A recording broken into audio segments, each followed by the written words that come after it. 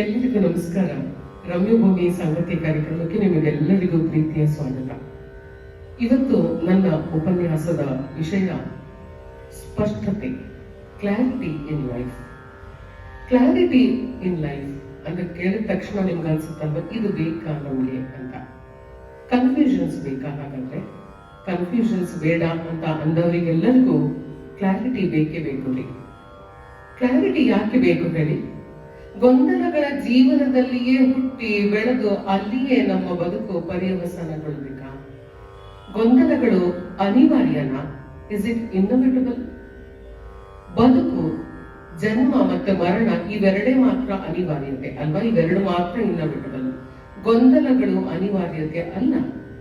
ಆ ಗೊಂದಲಗಳನ್ನ ಮೀರಿ ಹೋಗಿ ಸ್ಪಷ್ಟತೆಯನ್ನ ಕಂಡುಕೊಂಡು ಸಾರ್ಥಕ ಬದುಕನ್ನು ನಾವೆಲ್ಲರೂ ಬದುಕಬೇಕಲ್ವಾ? ಅದಕ್ಕೆ ವೈದ್ಯಶಾಸ್ತ್ರ ಏನ್ ಹೇಳುತ್ತೆ ಗೊತ್ತಾ? ನಾವೆಲ್ಲ ಹುಟ್ಟಿದಾಗಿನಿಂದಲೇ ನಮಗೆ ಇನ್ಬಿಲ್ಟ್ ಅಲ್ಲೇ ಕ್ಲಾರಿಟಿ ಅನ್ನೋದು ಇರುತ್ತೆ. ಆದ್ರೆ ನಾವು ಈ ಜಗತ್ತನ್ನ ಅರ್ಥ ಮಾಡ್ಕೊಳ್ಳುವಂತಹ ಸಮಯದಲ್ಲಿ ತಂದೆ ತಾಯಿಯಂದಿರು, ಶಿಕ್ಷಕರು, ಒಟ್ಟಾರೆ ಸಮಾಜ ತನ್ನ ಜ್ಞಾನವನ್ನೆಲ್ಲ ನಮ್ಮ ಮೇಲೆ ಹೇರಲ್ಪಡುತ್ತೆ. ಹಾಗಾಗಿ ಒರಿಜಿನಲ್ ಕ್ಲಾರಿಟಿ ಅನ್ನುವಂಥದ್ದು ಮಸುಕಾಗ್ಬಿಡತ್ತೆ. ಆದ್ರೆ ಒಂದಷ್ಟು ಸಮಯಗಳು ಕಳೆದ ನಂತರ ಸಂದರ್ಭೋಚಿತವಾಗಿ ಕ್ಲಾರಿಟಿ ನಮಗೆ ಸಿಗುತ್ತೆ ಅಂತ ಮನಃಶಾಸ್ತ್ರ ಹೇಳುತ್ತೆ. ಅದಕ್ಕೆ ಒಂದು ಉದಾಹರಣೆ ಕೊಡ್ತೀನಿ ನೋಡಿ. ಪುಟ್ಟ ಮಕ್ಕಳು, ಒಂದು 5-6 ವರ್ಷದ ಮಕ್ಕಳೇ ಯಾವ್ದಾದ್ರೂ ಒಂದಷ್ಟು ರಾಗಗಳನ್ನ ನೀವು ಹಾಡಿದ್ರೆ ತಕ್ಷಣ ರಾಗಗಳ ಹೆಸರನ್ನ ಗುರುತಿಸ್ತಾರೆ. ಅಥವಾ ಪುಟ್ಟ ಮಕ್ಕಳನ್ನೇ ದೊಡ್ಡ ಈ ರೀತಿಯಾದ ಸಂಗೀತ ಸಭೆಗಳಲ್ಲಿ ದೊಡ್ಡ ಕಚೇರಿಗಳನ್ನೇ ಮಾಡ್ತಾರೆ. ಅಥವಾ ಎನ್ಸೈಕ್ಲೋಪೀಡಿಯಾ ಹಾಗೆ ಜಗತ್ತಿನ ಮಾಹಿತಿಗಳನ್ನೆಲ್ಲ ಪಟಪಟನೆ ಅರಳುಗುರುದ ಹಾಗೆ ಮಾತನಾಡ್ತಾರೆ. ಅಥವಾ ಅಂತಾರಾಷ್ಟ್ರೀಯ ಕ್ರೀಡಾಕೂಟದಲ್ಲಿ ಭಾಗವಹಿಸ್ತಾರೆ. ಆ ಪುಟ್ಟ ಮಗುವಿಗೆ ಎಂತಹ ಕ್ಲಾರಿಟಿ ಇರುತ್ತೆ ಅಲ್ವಾ? ಅವರನ್ನೆಲ್ಲ ಎಕ್ಸೆಪ್ಷನಲ್ ಅಂತ ಅಂದ್ಕೊಳ್ಳೋಣ. ಶ್ರೀ ಸಾಮಾನ್ಯರು, ನಿಮ್ಮಂತವರ ಗತಿ ಏನು? 6ಕ್ಕೆ ಏರಲ್ಲ, 3ಕ್ಕೆ ಇಳಿಯಲ್ಲ.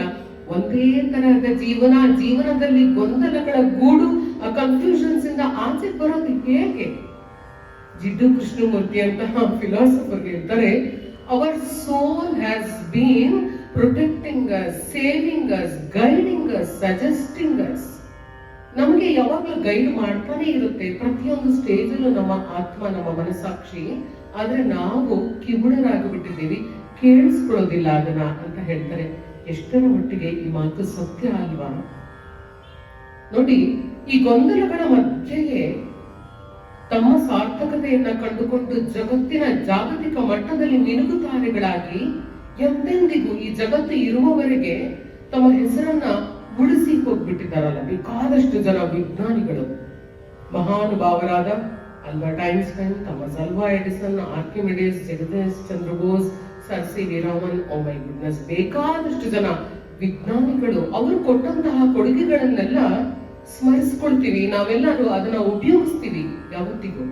ಆದ್ರೆ ಅಂತಹ ಸಾಧಕರು ಕೂಡ ಜೀವನದಲ್ಲಿ ಅವರ ಗೊಂದಲಗಳನ್ನೆಲ್ಲ ನಿವಾರಿಸಿ ಸ್ಪಷ್ಟತೆಯನ್ನ ಕಂಡುಕೊಂಡು ಸಾಧನೆಯನ್ನ ಮಾಡಿರೋದು ನಮಗೆಲ್ಲ ಅವರ ಜೀವನ ಚರಿತ್ರೆಯನ್ನ ಓದಿದಾಗ ತಿಳಿದು ಬರುತ್ತೆ. ಏನಂತೀರಾ?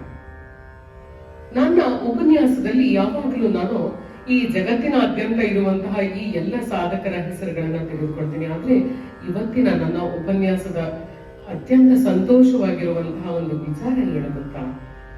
ಅವರ ಸಮಕಾಲೀನ ದೊಡ್ಡ ಸಾಧಕರ ಸಮಕಾಲೀನಳು ನಾನು. ಅದು ಅಂತಹ ಸಾಧಕರು ನಮ್ಮ ಮೈಸೂರಿನಲ್ಲಿ ಇದ್ದಾರೆ.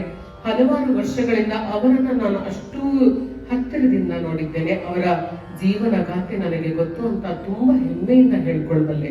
ಯಾಕಂದ್ರೆ Mysuru is a cradle of culture. ಏನಂತೀರ? ತವರು ಮನೆಯಲ್ಲಿ ಸಾಹಿತ್ಯ, ಸಂಗೀತ, ಶಿಲ್ಪಕಲೆ, ಯಾವುದೊಂದು ಪರ್ಫಾರ್ಮಿಂಗ್ ಆರ್ಟ್ಸ್ ಅಥವಾ ಪ್ರದರ್ಶಕ ಕಲೆಯ ಹೆಸರನ್ನ ಹೇಳಿ ಮೈಸೂರಿನಲ್ಲಿ ಸಾವಿರಾರು ಜನ ಕಲಾವಿದರು ಇದ್ದಾರೆ. ಜಾಗತಿಕ ಮಟ್ಟದಲ್ಲಿ ಹೆಸರನ್ನ ಮಾಡಿದ್ದಾರೆ. ಕಲಾಕ್ಷೇತ್ರದಲ್ಲಿ ಮಿನುಗುತಾರೆಗಳಾಗಿರುವಂತಹ ಮೈಸೂರು ಬ್ರದರ್ಸ್, ಮೈಸೂರು ಸಹೋದರರು ಅಂತಾನೆ ಹೆಸರಾಗಿರುವಂತಹ ಮೈಸೂರು ಡಾಕ್ಟರ್ ಎಂ ಮಂಜುನಾಥ್ ಹಾಗೂ ವಿದ್ವಾಂಸರಾದ ಎಂ ನಾಗರಾಜರವರು. ಇವರಿಬ್ಬರು ಮೈಸೂರಿನವರೇ. ಅವರ ಜೀವನದಲ್ಲಿಯೂ ಸಾಕಷ್ಟು ಕನ್ಫ್ಯೂಷನ್ಸ್ ಇತ್ತ. ಸ್ಪಷ್ಟತೆ ಯಾವಾಗ ಸಿಕ್ತು ಅಂತ ಹೇಳಿದ್ರೆ ಅವರ ತಂದೆಯವರಾದ ವಿದ್ವಾಂಸರಾದ ಮಹದೇವಪ್ಪನವರು ಈ ಇಬ್ಬರು ಮಕ್ಕಳನ್ನ ಚೆನ್ನಾಗಿ ತರಬೇತಿಗೊಳಿಸಿ ಆ ಇಬ್ಬರು ಮಕ್ಕಳನ್ನ ಇವತ್ತು ಜಾಗತಿಕ ಮಟ್ಟದಲ್ಲಿ ಕೊಡುಗೆಯನ್ನಾಗಿ ಕೊಟ್ಟು ಇದ್ದಾರಲ್ಲ, ಆ ತಂದೆಯ ಪಾದಕ್ಕೆ ಮೊಟ್ಟ ಮೊದಲನೇದಾಗಿ ನಾನು ನಮನಗಳನ್ನ ಸಲ್ಲಿಸ್ತೀನಿ. ತಂದೆಯಿಂದ ಸ್ಪಷ್ಟತೆ ಮಕ್ಕಳಿಗೆ ಬಂತು, ಅದು ತಂದೆಯಿಂದ ಎರವಲಾಗಿ ಬಂತು, ಆದ್ರೆ ಸ್ವಂತಿಕೆ ಏನು ಅನ್ನುವಂತಹ ಪ್ರಶ್ನೆ ಬರುತ್ತಲ್ಲ. ಇವರ ಸ್ವಂತ ಜೀವನದಲ್ಲಿಯೂ ಅದೇ ಸ್ಪಷ್ಟತೆ ಆಯಿತು. ಯಾವುದೇ ರೀತಿಯಾದ ಗೊಂದಲವಿಲ್ಲ. ಇಬ್ಬರು ಪಿಟೀಲು ಮಾಂತ್ರಿಕರು ಕಲಾಕ್ಷೇತ್ರಕ್ಕೆ ತಮ್ಮನ್ನು ತಾವು ಆಹರ್ಣಿಸಿ ಮುಡಿಪಾಗಿಟ್ಟು ಬಿಟ್ಟಿದ್ದಾರೆ ಅವರ ಬದುಕನ್ನ. ಯಾವ ಯಾವ ದೇಶದ ಪ್ರತಿಷ್ಠಿತ ಸಂಗೀತ ಸಭೆಯ ಹೆಸರನ್ನ ನೀವೀಗ ಹೇಳಿ, ಆ ಸಭೆಯಲ್ಲೆಲ್ಲ ಇವರು ತಮ್ಮ ಸಂಗೀತ ಕಚೇರಿಯನ್ನ ಕೊಟ್ಟಿದ್ದಾರೆ. ಕರ್ನಾಟಕ ಸಂಗೀತ, ಹಿಂದೂಸ್ತಾನಿ ಸಂಗೀತ ಹಾಗೂ ಪಾಶ್ಚಾತ್ಯ ಸಂಗೀತ, ಈ ಎಲ್ಲ ತರಹದ ಶಾಸ್ತ್ರೀಯ ಸಂಗೀತದಲ್ಲಿ ನಿಷ್ಣಾತರಾಗಿದ್ದಾರೆ. ಎಂತೆಂತಹ ಪ್ರಶಸ್ತಿ ಪುರಸ್ಕಾರಗಳು ಇವರ ಮಡಿಲಿಗೆ ಬಂದು ಬಿದ್ದಿದೆ. ಸಭೆಯಲ್ಲಿ ನಾವು ಇದ್ದೇವೆ ಅನ್ನುವಂಥದ್ದೇ ನಮಗೆಲ್ಲರಿಗೂ ದೊಡ್ಡ ಹೆಮ್ಮೆ. ನಾದೋಪಾಸನೆ ಅನ್ನುವಂಥದ್ದು ಕೇವಲ ಋಷಿ ಸದೃಶ ಮನಸ್ಥಿತಿ ಇರುವವರಿಗೆ ಮಾತ್ರ ರೀ, ಕೇವಲ ಸಾಮಾನ್ಯರಿಗೆ ಖಂಡಿತ ಅವೆಲ್ಲ ಗಗನಕುಸುಮೆ. ಎಂತಹ ಕ್ಲಾರಿಟಿ ನಮ್ಮ ಡಾಕ್ಟರ್ ಮಂಜುನಾಥ್ ಹಾಗೂ ಅವರ ಸಹೋದರರಾದ ಎಂ ನಾಗರಾಜ್ರವರಿಗೆ. ಅವರ ಸಮಕಾಲೀನಳು ನಾನು ಅಂತ ಹೇಳ್ಕೊಳ್ಳೋದಕ್ಕೆ ನನಗೆ ತುಂಬಾ ಹೆಮ್ಮೆ ಆಗುತ್ತೆ. ಮತ್ತೆ ಇನ್ನೊಬ್ಬ ನಮ್ಮ ಸಮಕಾಲೀನರು, ನಾನು ಯಾವಾಗ್ಲೂ ಅವರನ್ನ ಗೌರವಿಸುವಂತಹ ವೀಣಾ ಬನ್ನಂಜೆಯವರು. ಆಧ್ಯಾತ್ಮ ಕ್ಷೇತ್ರದಲ್ಲಿ ಅವರಿಗಿರುವಂತಹ ಸ್ಪಷ್ಟತೆ ಇದೆಯಲ್ಲ, ಪ್ರಾತಸ್ಮರಣೀಯರು. ವೀಣಾ ಬನ್ನಂಜೆ ಅತ್ಯಂತ ಸುಲಕ್ಷಣ ಸುಹೃದ್ರೂಪಿ ಹೆಣ್ಣುಮಗಳು. 20-22 ವಯಸ್ಸಿನಲ್ಲಿಯೇ ಅವರ ಸ್ನಾತಕೋತ್ತರವೆಲ್ಲ ಮುಗಿದ ನಂತರ 25-26 ವರ್ಷಗಳಲ್ಲಿ ಉಡುಪಿಯಲ್ಲಿ ಕನ್ನಡ ಉಪನ್ಯಾಸಕ್ಕಾಗಿ ಒಂದು ಕಾಲೇಜಿನಲ್ಲಿ ಕೆಲಸ ಮಾಡ್ತಿದ್ದಂತಹ ಸಮಯ. ನಿಮಗೆಲ್ಲರಿಗೂ ಗೊತ್ತಿರಬಹುದು, ಅವರು ಶ್ರೀ ಬನ್ನಂಜೆ ಗೋವಿಂದಾಚಾರ್ಯರ ಸುಪುತ್ರಿ. ಒಂದು ಸಲ ಅವರ ಬದುಕಿನಲ್ಲಿ ಎಂತಹ ಟರ್ನಿಂಗ್ ಟ್ವಿಸ್ಟ್ ಸಿಕ್ಕಿಬಿಡ್ತು, ಎಂತಹ ತಿರುಗು ಸಿಕ್ಕಿಬಿಡ್ತು ಗೊತ್ತಾ? ಸತ್ಯಕಾಮರ ಭೇಟಿ ಆಯ್ತು ವೀಣಾ ಬನ್ನಂಜೆ ಅವರಿಗೆ. ಸತ್ಯಕಾಮರು ಅಂದ್ರೆ ನಿಮಗೆಲ್ಲ ಗೊತ್ತಿರಬಹುದು, ಅವಧೂತರು, ಪವಾಡ ಪುರುಷರು, ಆಧ್ಯಾತ್ಮಿಗಳು, ಕಾದಂಬರಿಕಾರರು, ವರ್ಸಟೈಲ್ ಕ್ಯಾರೆಕ್ಟರ್. ವೀಣಾ ಬನ್ನಂಜೆ ಅವರು ಕೂಡ ಆಕಸ್ಮಿಕವಾಗಿ ಅವರನ್ನ ಸಂಧಿಸ್ತಾರೆ. ನಿಮಗೆಲ್ಲ ಆಶ್ಚರ್ಯ ಆಗಿರಬಹುದು, ಅಕ್ಕ ಮಹಾದೇವಿಯ ಚರಿತ್ರೆಯನ್ನು ಓದುತ್ತೀವಲ್ವ ನಾವು. ಕೌಶಿಕ ಮಹಾರಾಜನನ್ನ ತ್ಯಜಿಸಿ ಚನ್ನ ಮಲ್ಲಿಕಾರ್ಜುನನ್ನ ತನ್ನ ಗಂಡ ಅಂತ ನಂಬಿ ಹೊರಟು ಹೋಗ್ಬಿಟ್ಲು, ಎಲ್ಲವನ್ನ ತ್ಯಜಿಸಿ ಹೋಗ್ಬಿಟ್ಲು ಅಂತ ಹೇಳ್ತೀವಲ್ಲ. ಹಾಗೆ ವೀಣಾ ಬನ್ನಂಜೆ ಅವರು ತಂದೆ ತಾಯಿಗಳ ಅನುಮತಿಯನ್ನ ಕೇಳಲಿಲ್ಲ. ತಂದೆ ತಾಯಿಗಳಿಗೆ ವಿಚಾರವನ್ನ ಹೇಳಿದ್ರು, ಸತ್ಯಕಾಮರನ್ನ ಹಿಂಬಾಲಿಸಿಕೊಂಡು ಬಂದ್ರು. ಬಂಧುಗಳೇ, ಒಂದು ಕ್ಷಣ ಯೋಚನೆ ಮಾಡಿ. ಇದನ್ನೆಲ್ಲ ಹೇಳ್ತಿದ್ದಾಗ ಯಾವುದೋ ಕಥೆ ಅಂತ ನಿಮ್ಗೆ ಅನ್ಸುತ್ತಲ್ವಾ? ಒಬ್ಬ ಸ್ತ್ರೀ ಅಪರಿಚಿತ ಪುರುಷನ ಹಿಂದೆ ಹೋದ್ರು ಅಂದ್ರೆ ಈ ಜಗತ್ತು ಏನಂತ ಅರ್ಥ ಮಾಡ್ಕೊಳ್ಳುತ್ತೆ ಹೇಳಿ? ತಕ್ಷಣ ಮನಸ್ಸಿಗೆ ಬರುವಂತದ್ದು ಓಹೋ, ದೈಹಿಕ ಆಕರ್ಷಣೆ. ಅದು ಮಾತ್ರ ಸಮಾಜಕ್ಕೆ ಮೊಟ್ಟ ಮೊದಲನೇದಾಗಿ ಅರಿವಾಗುವಂಥದ್ದು. ದೈಹಿಕ ಸ್ತ್ರೀ ಪುರುಷರ ಮಧ್ಯೆ ಇರುವಂತಹ ದೈಹಿಕ ಆಕರ್ಷಣೆಯನ್ನ ಮೀರಿ ನಿಲ್ಲುವಂತಹ ಆಧ್ಯಾತ್ಮಕ್ಕೆ ವೀಣಾ ಬನ್ನಂಜೆ ಅವರನ್ನೇ ಅವರು ತೊಡಗಿಸಿಕೊಂಡ್ರು. ಹಿಮಾಲಯದ ತಪ್ಪಲಿನಲ್ಲಿ ಗುರು ಶಿಷ್ಯರು ಇದ್ರು. ಶಿಷ್ಯನಿಂದ ಗುರುವಿಗೆ ಸಿಗ್ತಾ, ಗುರುವಿನಿಂದ ಶಿಷ್ಯನಿಗೆ ಜ್ಞಾನ ಸಿಗ್ತಾ ಗೊತ್ತಿಲ್ಲ. ಸತ್ಯಕಾಮರು ವೀಣಾ ಬನ್ನಂಜೆ ಅವರನ್ನ ತ್ಯಜಿಸಿ ಹೋದ್ರು. ಅವರು ಹೋದ ನಂತರವೂ ಇವತ್ತಿಗೂ ಕಲ್ಲಹಳ್ಳಿಯಲ್ಲಿ ವೀಣಾ ಬನ್ನಂಜೆ ಅವರು ಒಂದು ಒಳ್ಳೆಯ ಮನೆಯನ್ನ, ಆಶ್ರಮ ಅಂತ ನಾನು ಹೇಳ್ಬೋದು, ಅಲ್ಲಿ ಇದ್ದುಕೊಂಡು ಗೋಶಾಲೆಯನ್ನು ನಿರ್ಮಿಸಿ ಸಾಕಷ್ಟು ಜನರಿಗೆ ಮಾದರಿ ಮಹಿಳೆಯಾಗಿ ಬದುಕ್ತಾ ಇದ್ದಾರೆ. ಎಲೆಮರೆಯ ಹಣ್ಣಾಗಿ ಯಾವುದೇ ರೀತಿಯಾದ ಪ್ರಶಸ್ತಿ, ಪುರಸ್ಕಾರ, ಉಪನ್ಯಾಸ ಯಾವುದು ಇಷ್ಟವಿಲ್ಲ ಆಕೆಗೆ. ಎಂತಹ ಅಪರೂಪ ಸ್ತ್ರೀ ರತ್ನ, ಎಂತಹ ಸ್ಪಷ್ಟತೆ ನೋಡಿ. ಆಕೆಯನ್ನ ಬೇಕಾದಷ್ಟು ಜನ ಟೀಕಿಸಿದ್ರು, ಆದ್ರೆ she did not care about that. ಯಾಕೆ ಅಂತ ಹೇಳಿದ್ರೆ ಅವರಿಗೆ ಅಂತಹ ಕ್ಲಾರಿಟಿ ಇತ್ತು ಆಧ್ಯಾತ್ಮ ಪದದತ್ತ ತನ್ನ ನಿಲುವು ಅಂತ ಹೊರಟರು. ಹೇಗೆ ಮೈಸೂರು ಸಹೋದರರು ಸಂಗೀತವನ್ನೇ ಉಸಿರನ್ನಾಗಿಸಿಕೊಂಡು ಸಂಗೀತವೇ ಅವರ ಜೀವನ, ಅವರ ಜೀವನವೇ ಸಂಗೀತ ಅನ್ನುವ ಹಾಗೆ ಹೇಗೆ ಸಂಗೀತದ ಬೆನ್ನು ಹತ್ತಿದ್ರು, ವೀಣಾ ಬನ್ನಂಜೆ ಅವರು ಕೂಡ ಆಧ್ಯಾತ್ಮದ ಬಗ್ಗೆ ಹೊರಟರು. ಅಂತಹ ಸ್ಪಷ್ಟತೆ ಅವರ ಬದುಕಿನಲ್ಲಿ ಸಿಕ್ತು. ಇದನ್ನೆಲ್ಲ ಕೇಳ್ತಿದ್ದಾಗ ನಮಗೂ ಅನ್ಸುತ್ತೆ ಅಲ್ವಾ, ನಮಗೂ ಬದುಕಿನಲ್ಲಿ ಸ್ಪಷ್ಟತೆ ಮೂಡಬೇಕು, ನಾವು ಏನನ್ನಾದ್ರೂ ಸಾಧಿಸಬೇಕು ಅಂತ. ಆದ್ರೆ ಈ ಸ್ಪಷ್ಟತೆ ಎಲ್ಲಿ ಅಂತ ಕಂಡುಕೊಳ್ಳುವಲ್ಲೇ ಅರ್ಧ ಜೀವನವನ್ನ ಮುಗಿಸ್ಬಿಟ್ಟಿದ್ದೀವಿ. ಹೇಗೆ ಸ್ಪಷ್ಟತೆಯನ್ನ ಕಂಡುಕೊಳ್ಳುವುದು ಶ್ರೀ ಸಾಮಾನ್ಯರು ಅಂತ ಅಂದ್ರೆ, ತುಂಬಾ ಸುಲಭವಾದ ಉಪಾಯಗಳು ಇದೆ. ಅದನ್ನೆಲ್ಲ ನಮ್ಗೆ ಹಿರಿಯರು ಹೇಳ್ಕೊಟ್ಟಿದ್ದಾರೆ. ಏನು ಗೊತ್ತಾ, ನೋಡಿ, ನಮಗೆ ಒಂದು ಅತ್ಯಂತ ಶಿಸ್ತಿನಿಂದ ಕೂಡಿರುವಂತಹ ಒಂದು ದಿನಚರಿ ಬೇಕು.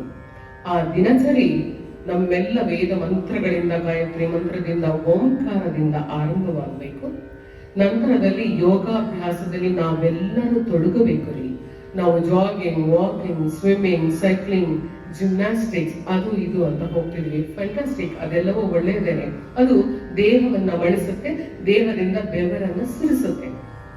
ಆದರೆ ಯೋಗ ದೇಹ ಮನಸ್ಸು ಎರಡನ್ನ ಐಕ್ಯತೆಗೊಳಿಸಿ ಆಧ್ಯಾತ್ಮದ ಕಡೆಗೆ ಅಥವಾ ನಾವು ಅರಿಯದ ಒಂದು ಪ್ರಪಂಚದ ಕಡೆಗೆ ನಮ್ಮನ್ನ ಕರೆದುಕೊಂಡು ಹೋಗುತ್ತೆ.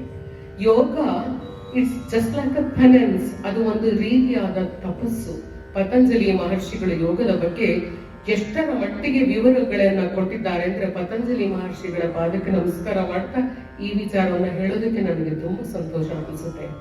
ಯೋಗಾಚಾರ್ಯರಿಂದ ಯೋಗವನ್ನ ಕಲಿತು ನಿಮ್ಮ ದಿನಚರಿಯನ್ನ ಓಂಕಾರದಿಂದ, ಗಾಯತ್ರಿ ಮಂತ್ರದಿಂದ, ಯೋಗಾಭ್ಯಾಸದಿಂದ ಆರಂಭಿಸಿದ್ರೆ ತನ್ನಿಂದ ತಾನೇ ಜೀವನದಲ್ಲಿ ಸ್ಪಷ್ಟತೆ ಅನ್ನುವಂಥದ್ದು ಕಾಣಿಸ್ಕೊಳುತ್ತೆ.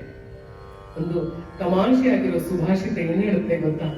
ಔದಿಶಂ ಜಲದೇ ಮಿಥ್ಯಾ ಮಿಥ್ಯಾಂ ಔದಿಶಂ ಜಲದೇ ಮಿಥ್ಯಾ ಮಿಥ್ಯಾಶ್ವಾಸಿನಿ ವೈದಿಕಂ ಯೋಗೋ ಬಹ್ವಶನೇ ಮಿಥ್ಯಾ ಮಿಥ್ಯಾ ಜ್ಞಾನಂಸ ಮಧ್ಯತೆ ಅಂತ. ಅಂದ್ರೆ ಸುಳ್ಳುಗಳ ಮಧ್ಯೆ ನಾವು ಬದುಕ್ತಾ ಇರ್ತೀವಿ.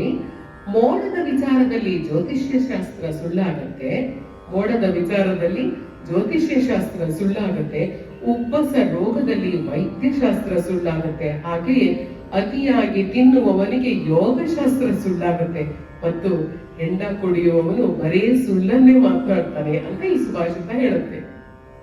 ಈ ಸುಭಾಷಿತ ಹೇಳುವಂತಹ ಈ ಸುಳ್ಳಿನ ಜಗತ್ತಿನಿಂದ ಆಚೆಗೆ ನಾವು ಬಂದ್ರೆ ಸ್ಪಷ್ಟತೆ ತನ್ನಿಂದ ತಾನೇ ಮೂಡ್ತಾ ಬರ್ತೇವೆ. ಎಂತಹ ಕ್ಲಾರಿಟಿ ಸಿಗುತ್ತೆ ಗೊತ್ತಾ? I am wise because I have been foolish. I am fearless because I have been afraid. I am fearless because I have been afraid. ನಾನು ತುಂಬಾ ಹೆದರ್ಕೊಳ್ತಿದ್ದೆ, ಇವಾಗ ನನಗೆ ಭಯ ಅನ್ನೋದೇ ಇಲ್ಲಪ್ಪ. ನಾನು ವೈಸ್ ಆಗಿದ್ದೀನಿ, ನಾನು ತುಂಬಾ ಬುದ್ಧಿವಂತ ಆಗಿದ್ದೀನಿ, ವಿವೇಕ ಆಗಿದ್ದೀನಿ, ಜ್ಞಾನಿ ಆಗಿದ್ದೀನಿ ಅನ್ನುವಂತಹ ಸ್ಪಷ್ಟತೆ ಬರ್ತಾ ಹೋಗುತ್ತೆ. ಅರಿಸ್ಟಾಟಲ್ ಮಹಾಶಯ ಹೇಳಿದ ಹಾಗೆ, no one is perfect in this world. ಆದ್ರೆ ಪರ್ಫೆಕ್ಷನ್ ದಾರಿಯತ್ತನಾದ್ರೂ ನಾವು ಹೋಗ್ಬೋದಲ್ವಾ? ಬಂಧುಗಳೇ, ಅರ್ಥ ಮಾಡ್ಕೊಳ್ಳಿ, ನಮ್ಮ ದಿನಚರಿ ಇಂತಹ ಒಳ್ಳೆಯ ಸದಭಿರುಚಿಯೊಂದಿಗೆ ಆರಂಭವಾಗಬೇಕು. ನಂತರದಲ್ಲಿ ಆಹಾರ ವಿಹಾರಗಳು ನಮ್ಮ ಕೈಯಲ್ಲಿ ಶಿಸ್ತಿನಲ್ಲಿ ಇರಬೇಕು. ಬೇಕಾದಷ್ಟು ಆಯ್ಕೆಗಳಿದೆ, ಬೇಕಾದಷ್ಟು ಸುಖ ಸಂಪತ್ತುಗಳು ಕಾಲ ಬುಡದಲ್ಲಿದೆ, ಅನುಭವಿಸೋಣ ಅಂತ ಹೋದವನಿಗೆ ಯಾವತ್ತು ವಿಪತ್ತು ಕಾದಿರುತ್ತೆ.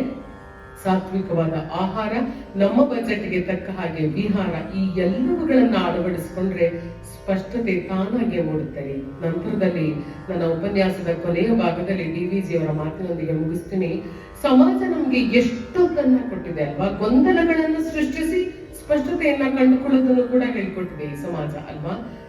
ಆ ಸಮಾಜಕ್ಕೆ ನಾವು ಹೋಗುವಂತಹ ಸಮಯದಲ್ಲಿ ಋಣವ